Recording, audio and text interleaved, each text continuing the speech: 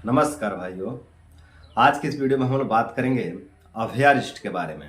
अभयारिष्ट किस तरह की औषधि है, किन किन औषधियों से मिलकर ये बनती है, इसका गुण धर्म तासीर क्या है, ये किन किन बीमारियों पर कार्य करती है, इसके बारे में पूरी विस्तार से जानकारी लेने वाले हैं। लेकिन सबसे पहले मैं आप लोगों को जानकारी के लिए बता दूं कि ये जो अभयारिष्ट है ये प्राचीन वैज्ञानिकों द्वारा बनाई हुई मेडिसिन है और प्राचीन वैज्ञानिकों के फार्मूला के आधार पर ही आज की जो आधुनिक फार्मेसियां हैं वो इस औषधि को बनाती हैं और बहुत सहजता से ये औषधि आपके नज़दीकी आयुर्वेदिक स्टोर पर उपलब्ध हो जाता है। तो वहां से आप ले करके इसका सेवन कर सकते हैं और लाभ उठा सकते हैं। अब बात करते हैं कि किन किन औषधियों से मिल करके ये अभयारिष्ट तैयार होती है। तो देखिए दोस्तों, इसमें जो प्रधान औषधि डलती है वो है हरड़। इसकी जो प्रधान औषधि है वो हरड़ है। साथ ही इसमें मुनक्का, बायबीडंग, निसोथ, सोंठ, धाय के फूल आदि औषधियों का भी प्रयोग किया जाता है। इन सभी औषधियों को लेकर के और साथ में और भी औषधियाँ होती हैं। सभी औषधियों का अगर नाम बताओ तो वीडियो बड़ी हो जाएगी। तो इन सभी औषधियों को लेकर के आसव अरिष्ट विधि से अरिष्ट बना लिया जाता है। तो आपका तैयार हो जाता है अभयारिष्ट। अगर अभयारिष्ट की तासीर की बात करें तो ये तासीर में थोड़ा सा उष्ण होता है, अर्थात गर्म होता है। गुण की बात करें तो ये गुण में लघु है, वाता अनुलोमक है और जठर अग्निवर्धक है। लघु मतलब पचने में बहुत हल्का है, बहुत आसानी से डाइजेस्ट हो जाता है। और वाता अनुलोमक मतलब ये जो अपने शरीर के बिगड़े हुए वायु होते हैं, जो पांचों प्रकार के वायु होते हैं जो बिगड़ जाते हैं, प्रकुपित हो जाते हैं, दूषित हो जाते हैं, उनको ये अनुलोम कर देता है, नीचे की तरफ अनुलोम कर देता है, सरका देता है। तो जो भी बिगड़े हुए वायु हैं वो अपने सही मार्ग पर आ जाते हैं। जो ऊर्ध्व वायु हैं, जो ऊपर की तरफ चढ़े हुए वायु हैं, जो ऊपर चढ़ करके अनेकों प्रकार के उपद्रव पैदा कर रहे हैं, अनेकों प्रकार के रोग दोष को प्रकट कर रहे हैं, वो वायु नीचे की तरफ अनुलोम हो जाते हैं और अनुलोम होकर के अपने मार्ग पर आ जाते हैं और अपने सही दिशा में कार्य करने लगते हैं। और जठर अग्निवर्धन का मतलब कि ये पेट की जठर अग्नि को तीव्र करता है और पाचन शक्ति को बढ़ा करके पाचन शक्ति को मजबूत करता है, जिसके कारण खाने का अच्छे से पाचन होने लगता है, डाइजेशन होने लगता है। और जब खाने का अच्छे से पाचन डाइजेशन होने लगता है तो खाया पिया शरीर में लगने लगता है और जब खाया पिया शरीर में लगने लगता है तो अनेकों प्रकार के रोग दोष कमजोरी धीरे धीरे पूरी तरह से दूर हो जाते हैं। अगर दोषों की बात करें तो ये वात दोष और कफ दोष पर बहुत अच्छा कार्य करती है। ये जो अभयारिष्ट है ये वात दोष और कफ दोष पर बहुत अच्छा कार्य करती है और थोड़ा सा पित्तवर्धक है, यानी हल्का सा। मैं पहले बता दिया कि गर्म है तासीर में, है ना। तो गर्म होने के कारण थोड़ा सा पित्तवर्धक है, बहुत ज़्यादा तो नहीं पर हल्का सा पित्तवर्धक है। फिर भी अगर पित्त में प्रयोग करना हो तो आप अपने नज़दीकी चिकित्सक से सलाह ले लेंगे। वैसे कोई बहुत ज़्यादा इसके उपद्रव नहीं होता, बहुत निरापद औषधि है, बहुत लाभकारी औषधि है और बहुत मतलब दुष्प्रभाव रहित औषधि है। इसके कोई विशेष दुष्प्रभाव देखने को नहीं मिलते हैं। लेकिन फिर भी अगर पित्त रोग में इसका प्रयोग करना हो तो आप अपने नज़दीकी चिकित्सक से, नज़दीकी वैद्य से सलाह लेकर के तब इसका प्रयोग करेंगे पित्त रोग में। अब बात करते हैं कि इसके बेनिफिट्स क्या है, फायदे क्या है। तो देखिए दोस्तों, जिन लोगों की नाभि बार बार ऊपर की तरफ टल जाती है, बार बार ऊपर चली जाती है, या फिर जिनकी नाभि ऊपर को जा करके जगह बना ली है और नीचे आती ही नहीं है, कितना भी योग किया जाए, प्राणायाम किया जाए, व्यायाम किया जाए या फिर औषधियाँ लेते हैं गैस को दूर करने के लिए, लेकिन नाभि नीचे आती ही नहीं है, ऊपर ही बनी रहती है और ऊपर ही चढ़ करके स्पंदन करते रहती है, जिसके कारण बहुत सारे रोग दोष उपद्रव शुरू होते हैं। कॉन्स्टिपेशन होता है, गैस बनता है, डकारे आते हैं और गले में भारीपन लगता है, छाती में भारीपन लगता है, सर में भारीपन लगता है, आंखों की रोशनी कम हो गई, अनेकों प्रकार के रोग दोष उपद्रव शुरू होते हैं। अनडाइजेशन रहता है नाभि ऊपर जाने के कारण। तो ऐसे स्थिति में अगर अभयारिष्ट का सेवन किया जाए लंबे समय तक तो धीरे धीरे वायु का अनुलोम कर देती है और नाभि अपने जगह पर आकर के कार्य करने लगती है। जो नाभि होती है ना दोस्तों, वो दरअसल कोई ऑर्गन्स नहीं होता है, वो हवा ही होता है। जो अपना समान वायु है जिसको नाभि में रहना चाहिए, वो नाभि से कभी ऊपर चला जाता है, नीचे चला जाता है, दाएं या बाएं चला जाता है, इसको कहते हैं कि नाभि टल गई है। तो मैं यहाँ पे उस नाभि की बात कर रहा हूँ, उस विकृति की बात कर रहा हूँ जब ऊपर की तरफ नाभि चली जाती है। तो अगर ऊपर की तरफ चली गई है तो मतलब समान वायु जो है ऊपर जाकर के कार्य कर रहा है, जिसके कारण अग्नि विकृत हो गई है। और अग्नि विकृत होने के कारण अनेकों प्रकार के पेट से संबंधित रोग, फेफड़े से संबंधित रोग और नेत्र से संबंधित रोग दिख रहे हैं और ब्रेन से संबंधित रोग दिख रहे हैं।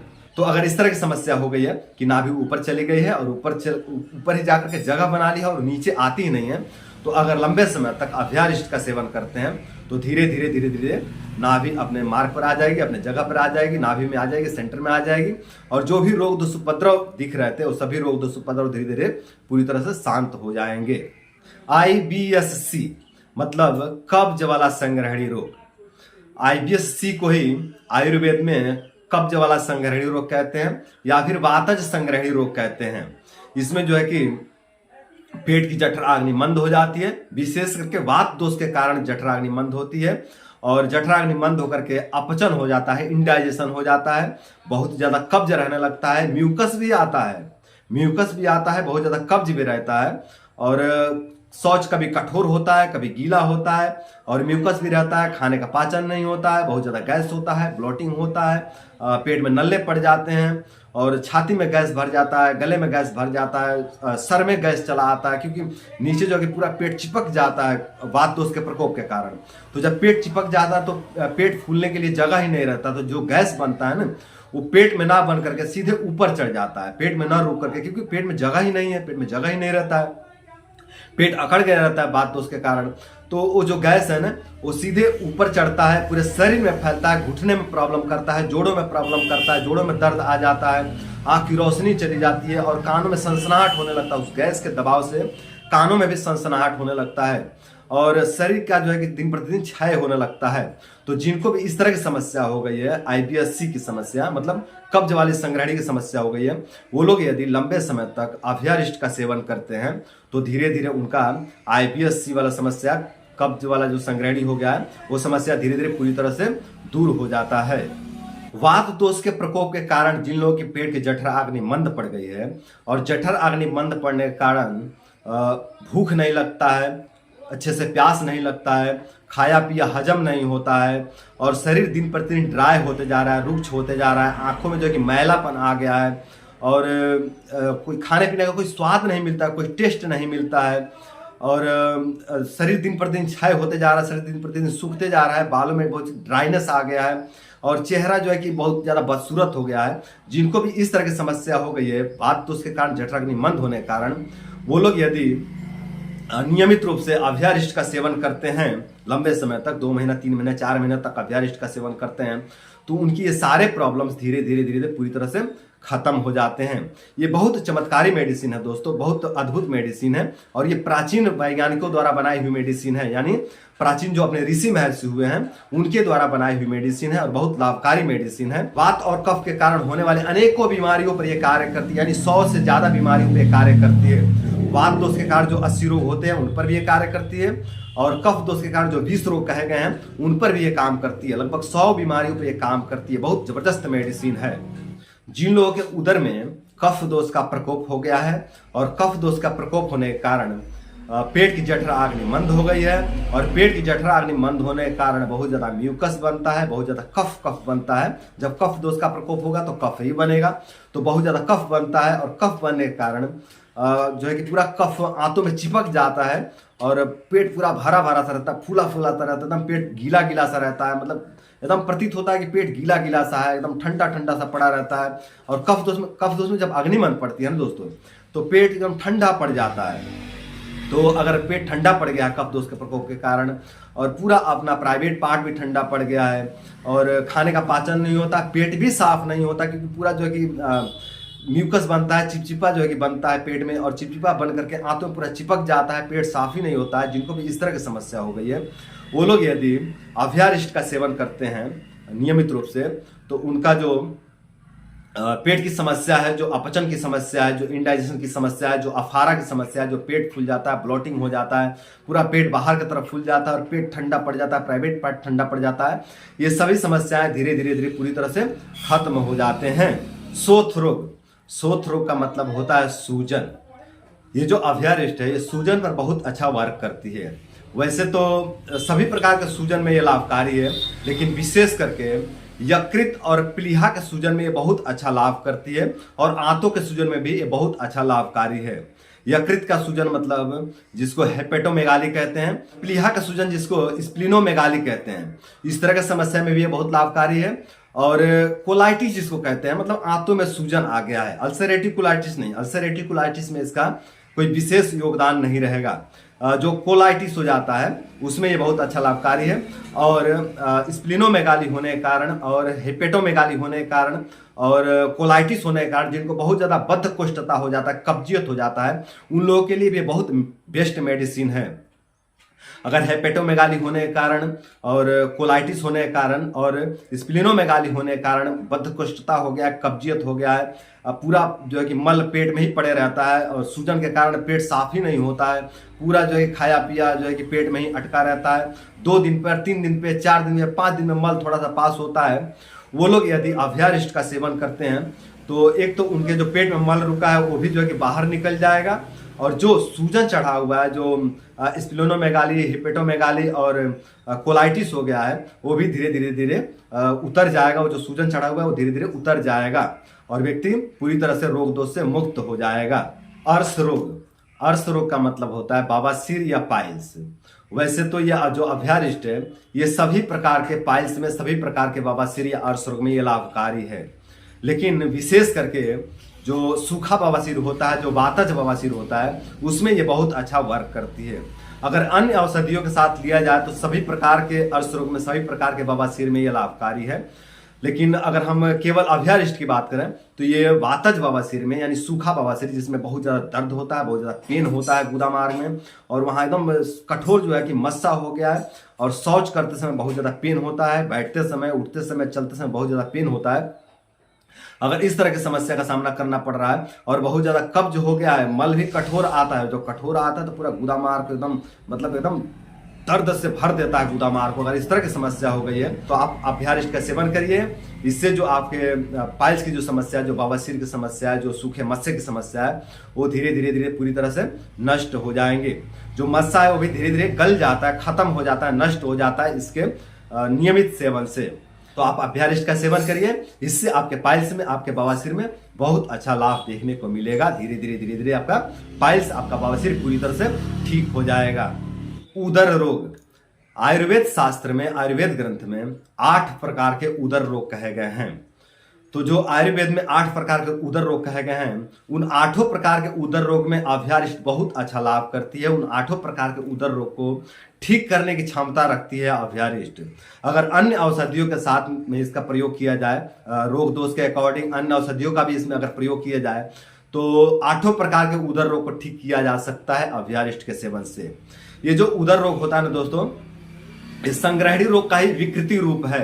संग्रहणी रोग जब विकसित हो जाता है, जब बिगड़ जाता है, जब ये प्रकोपित हो जाता है तो उदर रोग का जन्म होता है।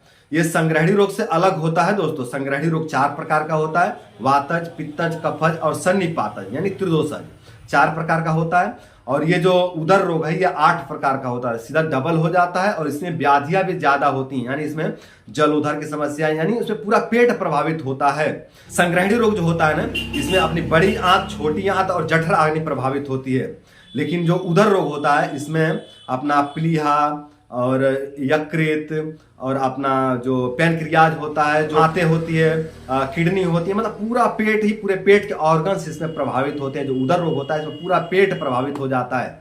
तो ये विकसित रूप है, विकृत रूप है संग्रहणी रोग का। तो ये अलग है, इसकी अलग से चिकित्सा बताया गया आयुर्वेद में, और ये बहुत जटिल होता है। ये संग्रहणी रोग से भी जटिल बताया गया है। तो इस तरह के जटिल व्याधि में भी अभ्यारिष्ट बहुत अच्छा वर्क करता है। तो यदि आपको उदर रोग हो गया है, उदर रोग की समस्या हो गई है, तो आप अभ्यारिष्ट का सेवन करके इसमें लाभ ले सकते हैं। अगर समस्या ज्यादा है तो इसमें चिकित्सक के देखरेख में अन्य औषधियों का भी प्रयोग कर सकते हैं, और इन औषधियों का प्रयोग करके आप अपने उदर रोग को ठीक कर सकते हैं और अपने जीवन को सुंदर, सरल एवं सफल बना सकते हैं।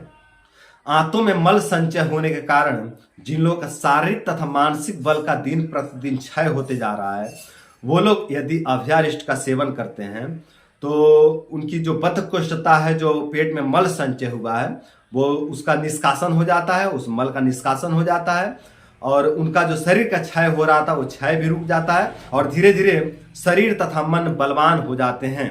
तो आप अभ्यारिष्ट का सेवन करिए। अगर आपको इस तरह की समस्या दिखाई पड़ रही है कि आपको बहुत ज़्यादा बद्धकोष्ठता हो गया, बहुत ज़्यादा कब्जियत हो गया, आपके पेट में बहुत ज़्यादा मल संचय हो गए, और मल संचय होने के कारण आपका शरीर दिन प्रतिदिन सूखते जा रहा है, दिन प्रतिदिन नष्ट होते जा रहा है, मानसिक बल भी आपका नष्ट होते जा रहा है, बौद्धिक बल भी नष्ट होते जा रहा है, तो आप अभ्यारिष्ट का सेवन करिए। इससे आपके सारे समस्याएं धीरे धीरे धीरे पूरी तरह से नष्ट हो जाएंगे। वात दोष के कारण जिन लोगों को बिल्कुल भी नींद नहीं आता है, उन लोगों के लिए भी अभ्यारिष्ट बहुत लाभकारी है। और कफ दोष के कारण जिन लोगों को बहुत ज़्यादा नींद आता है, जो लोग 14 घंटा 15 घंटा 16 घंटा सोते हैं, हमेशा आंख भारी भारी बनी रहती है, बहुत ज़बरदस्ती जगते हैं, बहुत ज़बरदस्ती कुछ काम करते हैं, हमेशा शरीर में आलस बना रहता है, शरीर ठंडा बना रहता है, उन लोगों के लिए भी बहुत लाभकारी है अभ्यारिष्ट। देखिए दोनों तरह की समस्या में बहुत अच्छा लाभकारी है। जिनको बहुत ज़्यादा नींद आता है उन लोगों के लिए लाभकारी है, और जिन लोगों को बिल्कुल नींद आता ही नहीं है उन लोगों के लिए भी बहुत लाभकारी है। तो दोनों तरह की समस्या में इसका सेवन करके आप लोग लाभ ले सकते हैं और अपने इन समस्याओं को धीरे धीरे पूरी तरह से दूर कर सकते हैं। पेट के नल्ले या फिर ऑब्स्ट्रक्शन को ही न्यूरोथेरेपी में नल्ले कह दिया जाता है। जो ऑब्स्ट्रक्शन हो जाते हैं पेट में, जिसमें रुकावट हो जाते हैं, उसी को न्यूरोथेरेपी में नल्ले कहा जाता है, नल्ले कह देते हैं।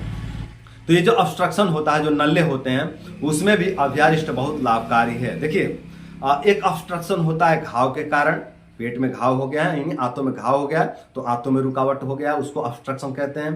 पेट में आंतों में गांठ हो गए हैं, उसको भी ऑब्स्ट्रक्शन कहते हैं। टीबी का गांठ हो गया, उसको भी ऑब्स्ट्रक्शन कहते हैं। तो मैं उस ऑब्स्ट्रक्शन की, उस रुकावट की बात नहीं कर रहा हूँ, वो बिल्कुल अलग केस है, मैं उसकी बात नहीं कर रहा हूँ। बहुत ज़्यादा परिश्रम के कारण, बहुत ज़्यादा गलत खान पान के कारण, बहुत ज़्यादा उपवास के कारण, और बहुत ज़्यादा वीर्य क्षय के कारण, बहुत ज़्यादा जो है कि उदर के क्षेत्र में बहुत ज़्यादा वात दोष के प्रकोप होने के कारण जो ऑब्स्ट्रक्शन आ गया है, जो पेट में रुकावट हो गए, जो आंतों में रुकावट हो गए, आंतों में अकड़न हो गए, जिसको नल्ले कहते हैं, उस तरह के जो ऑब्स्ट्रक्शन जो पड़ गया है, उसमें अभ्यारिष्ट बहुत लाभकारी है। तो अगर आपको ऑब्स्ट्रक्शन की समस्या हो गई है, पेट में रुकावट की समस्या हो गई है, पेट नल्ले पड़ गए हैं, पेट में पेट अकड़ गया है, पूरा पेट जकड़ गया है, जो खाना खाते हैं वो ऊपर ही अटका रहता है, लगता है कि छाती में ही अटका है, वो नीचे जाता ही नहीं है, और फुलाने में पेट फूलता ही नहीं है, बिल्कुल पेट चिपक गया है अंदर की तरफ। अगर इस तरह की समस्या हो गई है, और बद्धकोष्ठता भी रहता है, कब्जियत भी रहती है, इस तरह की समस्या हो गए हैं, तो आप नियमित रूप से अभ्यारिष्ट का सेवन करिए। आपका जो ये समस्या, ऑब्स्ट्रक्शन की समस्या, जो नल्ले की समस्या, जो रुकावट की समस्या है, ये समस्या धीरे धीरे पूरी तरह से खत्म हो जाएंगे। तो दोस्तों ये थे अभ्यारिष्ट के कुछ फायदे। इसके फायदे तो और भी बहुत सारे हैं, लेकिन एक वीडियो में सभी फायदे बता पाना संभव नहीं है। किसी भी औषधि के बारे में एक वीडियो में चर्चा कर पाना, उसके पूरे गुण धर्म तासीर और उसके बेनिफिट से अवगत करा पाना संभव नहीं होता है। तो मैंने कुछ फायदे बताए हैं अभ्यारिष्ट के, उसका सेवन करके आप लोग लाभ ले सकते हैं, और लाभ लेकर के अपने जीवन को सुंदर, सरल एवं सफल बना सकते हैं। अब बात करते हैं कि इसका सेवन विधि क्या होना चाहिए, क्योंकि मैंने बतला तो दिया कि किन किन बीमारियों में काम करेगी, लेकिन अब बात करते हैं सेवन विधि की। तो देखिए, वैसे तो अलग अलग शरीर पर, अलग अलग रोग दोष में और अलग अलग बल वाले व्यक्ति के लिए अलग अलग सेवन विधि तथा अलग अलग मात्रा हो सकता है, लेकिन फिर भी मैं एक सामान्य सेवन विधि की बात करूं तो 20 से 25 ml अभ्यारिष्ट और 20 से 25 ml पानी लेकर के सुबह शाम खाना खाने के बाद सेवन करें। दोनों टाइम मात्रा वही रहेगी, 20 से 25 ml अभ्यारिष्ट और 20 से 25 ml पानी मिला करके सुबह शाम खाना खाने के 30 मिनट के बाद सेवन करें। खाना खाने के 30 मिनट के बाद लेना है इसको, अभ्यारिष्ट को। ध्यान रखेंगे इस बात को, खाना खाने के 30 मिनट के बाद इसको लेना है, खाना खाने के तुरंत बाद इसको नहीं लेना है। इस बात का विशेष ध्यान रखेंगे। सावधानी की बात करें तो बच्चों को, वृद्ध को, गर्भवती स्त्री को, अति क्षीण रोगी को और पित्त रोगी को जब अभ्यारिष्ट का सेवन कराना हो तो एक बार अपने नजदीकी आयुर्वेदिक चिकित्सक से परामर्श जरूर लें। उसके बाद जो है कि अभ्यारिष्ट का सेवन कराएं। यही इसमें सावधानी रखनी है, ध्यान रखना है। बाकी इसका कोई भी दुष्प्रभाव नहीं है, बहुत निरापद औषधि है। तो दोस्तों इस तरह से आप लोग इस औषधि का सेवन करके आप लोग लाभ ले सकते हैं, और लाभ लेकर के अपने जीवन को सुंदर, सरल एवं सफल बना सकते हैं, अपने रोग दोष कष्ट को दूर कर सकते हैं। तो दोस्तों आज के लिए इतना ही। नमस्कार।